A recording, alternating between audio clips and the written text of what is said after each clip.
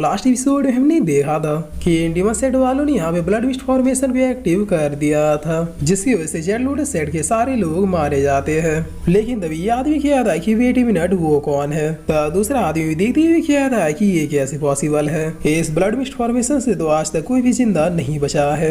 जिस बगल वाला क्या था हाँ पता तो मुझे भी, लेकिन सामने से कोई तो आ रहा है। और फिर आदमी क्या था कि कौन है रे, चुपचाप सामने आओ। तब सूरा भी लोग और बहुत ही आराम से बढ़ते हुए क्या था कि मैं हो गया, तुम लोग मुझे इतनी जल्दी भूल गए। जिस पर रेडियो सेट वाले क्या देखे रे बाप रे, ये तो वही लड़का है जिसकी वजह से हमें ये फॉर्मेशन एक्टिव करना पड़ा था। लेकिन ये कमीना भी जिंदा है। आखिर चक्कर क्या है, कहीं ये साला अमर तो नहीं। तब सूरा क्या था, तुम दोनों बाशर काफी ज्यादा एनोइंग हो। इतना समय दिया मुझे मारने के लिए लेकिन फिर भी नहीं मार पाए। खैर एक चीज तुम लोगों ने अच्छी की है वो है पूरे जेट लूटर्स का खात्मा। उन गधों ने तुम लोगों का साथ देके जो पाप किया था उनका खामियाजा आज तो उन्हें इस तरह से भुगतना ही था। बल्कि सीधा आसान शब्दों में कहूँ तो ये लोग इस तरह से मरना डिजर्व करते थे। जिस पर डीमन सेट वाला क्या था, सेट जल्दी से डीमन किंग को सिग्नल भेजो। अगर ये बाशर इस फॉर्मेशन से भी सर्वाइव कर सकता है, इसका मतलब ये कोई मामूली बच्चा नहीं है। तब दूसरा आदमी क्या था, नहीं रुको, इस फॉर्मेशन से अगर कोई बच भी जाता है तो उसकी शक्तियां बिल्कुल ही खत्म हो जाती है। ऐसा मतलब ये लड़का सिर्फ हमारे सामने टफ बनने का नाटक कर रहा है।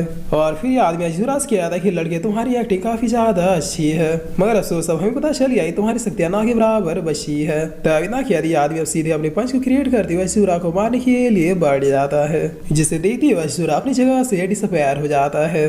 तब ये आदमी बहुत ही शौक होते हुए क्या था कि अरे किधर गया, अभी तो यही था। जिस पर सूरा क्या था तुम्हारे पीछे ही हूँ, क्या तुम मुझे देख नहीं पाए। जिस पर सूरा भी गला पकड़ के उठा देता है। तब ये आदमी बहुत ही ज्यादा डर के माफी मांगते हुए क्या था, सॉरी सॉरी भाई मुझे जाने दो, मैंने तुम्हारी पावर्स को अंडरएस्टिमेट किया। तुम्हें जो भी जाना है मेरे बारे में, डीमन सेट के बारे में या फिर कुछ भी, मैं सब कुछ तुम्हें बताऊंगा, बस मेरी लाइफ को एक बार बख्श दो। मगर इसी इतना कहते अशूरा बिल्कुल इसे किसी चीटी की तरह मसल के रख देता है। और फिर इसके लाश की ओर देखते हुए क्या था, क्या ही वेस्ट आदमी था। भला ऐसे यूजलेस लोगों को डीमन सेट वाले मास्टर कैसे बना देते हैं। जिस पर अब इस सीन को देखे इस दूसरे वाले आदमी की फट जाती है और ये यहाँ से अपनी पूरी सांस लगा के भागने लगता है। मगर तभी अशूरा इसके सामने आती है क्या था कि भाग कहाँ रहे हो, इतने लोगों की मौत देखने के बावजूद भी तुम्हें लगता है कि तुम मुझसे बच के भाग पाओगे। जिस पर ये आदमी तुरंत ही अपने घुटनों पर बैठते हुए क्या था, सॉरी सर गलती हो गई, आप जैसा बोलोगे मैं वैसा ही करूंगा, बल्कि आपका गुलाम बनने के लिए भी रेडी हो, बस एक लास्ट चांस दीजिए, मैं अपनी सारी गलती सुधार के अच्छा पर्सन बन जाऊंगा। तब सूरा क्या था, ठीक है मैं तुम्हें जिंदा रहने का एक मौका दूंगा, मगर मेरी एक शर्त है, जितने भी कमजोर या फिर लाचार लोग आज तक तुमने मारा है उन सबको जिंदा करो। तब ये आदमी बहुत ही ज्यादा शौक होते हैं क्या था कि क्या। जिस पर सूरा क्या था, क्यों अभी तो तुमने कहा कि तुम अपनी सारी गलतियों को सुधार सकते हो। तब ये आदमी बहुत ही गुस्से में क्या था कि हमें मार के तुम भी जिंदा नहीं बचोगे, बल्कि डीमन किंग इसका बदला और भी बदतर तरीके से तुम इंसानों से लेगा।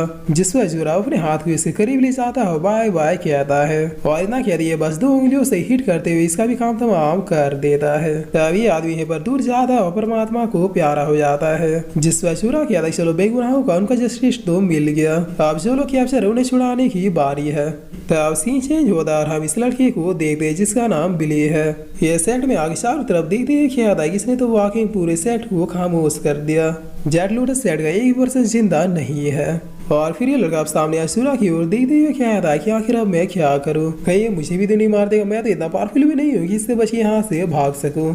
जिस पर अजूरा इस लड़के से क्या था कि मैंने तुमसे कहा था इस पूरे जेट लूटर सेट में सिर्फ और सिर्फ एक ही पर्सन जिंदा रहेगा और तुम वही लकी पर्सन बन सकते हो। मगर अब जो मैं तुमसे पूछूंगा उसका जवाब मुझे बिल्कुल क्लियर कट और सटीक चाहिए, वरना फिर तुम्हारे जिंदा रहने की भी चांसेस 0 हो जाएंगे। तब बिली क्या था, कहा ना मैंने लोगों जैसा नहीं हूँ, क्या अभी तुम मुझे मार दोगे। जिस पर अजूरा क्या था कि नॉनसेंस बातें नहीं, चलो बताओ मुझे कि क्या अभी यहाँ पे कुछ कैप्चर हुए लोग कैद हैं जिन्हें कुछ ही दिनों में डीमन सेट में भेजा जाने वाला था। तब सीन चेंज होता है, हम देखिए लड़का अशूरा को सीक्रेट प्रिजन हॉल में ले आता है और लाते ही क्या था बिग ब्रदर जितने भी लोग यहाँ पे फंसे हुए सारे यहीं पर है। अभी कुछ 2 या फिर 3 दिनों बाद ही लोगों को डीमन सेट में भेजा जाने वाला था। जिस पर अशूरा अपने मन में क्या था चलो अच्छा कम से कम मैं इन लोगों को बचा पाया, वरना ये कमीने लोग इसी को धंधा बना देते। तब प्रिजन के अंदर मौजूद लोग अब इन दोनों को देखकर बहुत ही ज्यादा घबराने लगते हैं और घबराते ही क्या था प्लीज हमें जाने दो, हम लोग गरीब लोग हैं, हमारे बीवी बच्चों को छीन के तुम लोगों को क्या ही मिलेगा।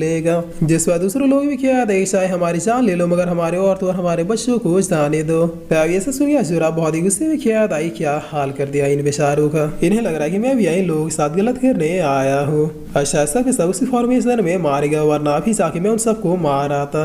और फिर अजूरा इस लड़के से कहता है कि सेट में रह के तूने भी कई बुरे काम जरूर किए होंगे, बट उन सारी गलतियों को सुधारने का मैं तुम्हें एक मौका देता हूँ।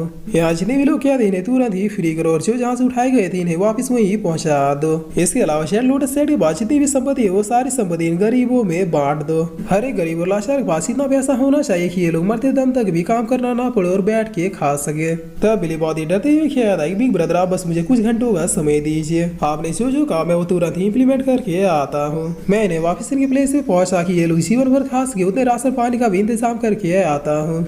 और अब कर 4 घंटे बीत जाते हैं, जिसके बाद बिली वापिस से अशूरा के पास भाग के आती हुई कहता है ब्रदर मैंने सबको शेल्टर कर दिया, वो सारे गरीब के पास खुद का छत और खाने के लिए 3 टाइम के राशन का भी इंतजाम करवा दिया है। बस यहाँ पे रहने की वजह से वो लोग काफी ज्यादा डरे हुए हैं, मगर कुछ ही दिनों में वो लोग पहले की तरह खुशहाल हो जाएंगे। जिस पर अशूरा कहता है वेरी गुड, तुमने मेरी एक्सपेक्टेशन से भी बढ़ के काम किया है, चलो यहाँ मुझे तुमसे कुछ चीजें सेटल करनी है, उसके बाद तुम फ्री हो। तभी लड़का काफी ज्यादा डरते हुए कहता है ब्रदर लेकिन आपने जैसा कहा मैंने वो सब कुछ किया, मैंने आपसे कई बार कहा और आप भी कह रहा कि मैं बाकी जैसा नहीं हूँ, यहाँ पे मैं गलत जगह पैदा हो गया था। जिस पर अशूरा इसके हेड में अपने पावर से कुछ करते हुए कहता है कि डर के मारे लोग कुछ ज्यादा ही नॉनसेंस बातें करने लगते हैं। मैंने कहा था कि मैं तुम्हें जिंदा जाने दूंगा, मगर तुम मेरी रियल आइडेंटिटी जानते हुए जिंदा कैसे रहोगे। तभी कहती है अशूरा इसकी कुछ मेमोरी को इरेज कर देता है, मतलब अशूरा के सेक्ट में आने से लेकर अब तक का।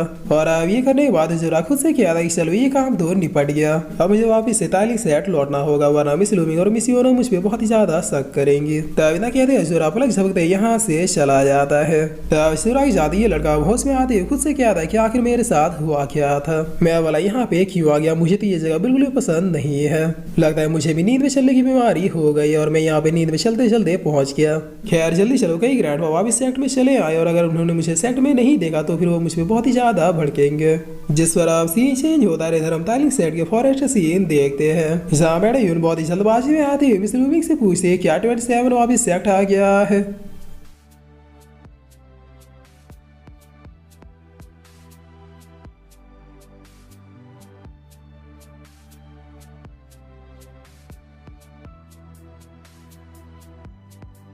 और फिर इसी के साथ ये एपिसोड यहीं पे खत्म होता है।